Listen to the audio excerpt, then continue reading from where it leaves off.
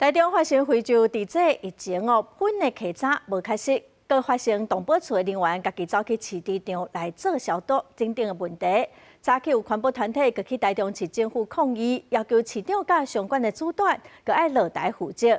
发生地震的市场场生产的白仔囝负责人，马经防以涉犯假造文书罪透早互羁押禁见咯。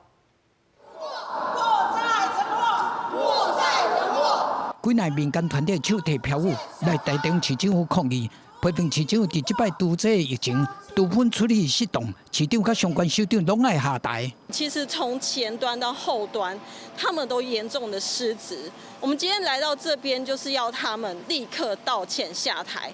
案例市场场的毒品处理机，伫今年4月就坏去。台中市环保局说讲，5月、7月、10月现场客栈拢无问题。台中市政府吹示讲，已经成立客栈专案调查小组，会对内部客栈追究责任，找离动保处4天的人员。5改指定自专入去案例场清销，送科技委员会处理。责成黄崇典秘书长组成府级的，有关这个稽查记录的专案调查小组。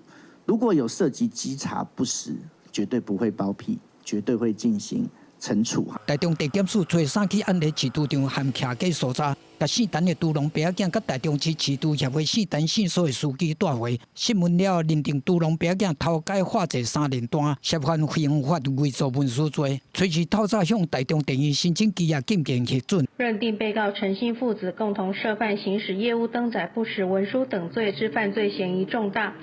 有事实足认为有湮灭、伪造证据及勾串共犯证人之余，有羁押之原因及必要，于今日凌晨向台中地院申请羁押禁见获准。农业部初三公布，5车清洁队民生资品应该敢若提供案例市场场，应该比对进出的车辆，才知影提供另外一间毒品市场场。台中市政府表示讲，拢是案例市场场姓陈的杜龙出名来收毒品，甲分予别人，后续会交检调查。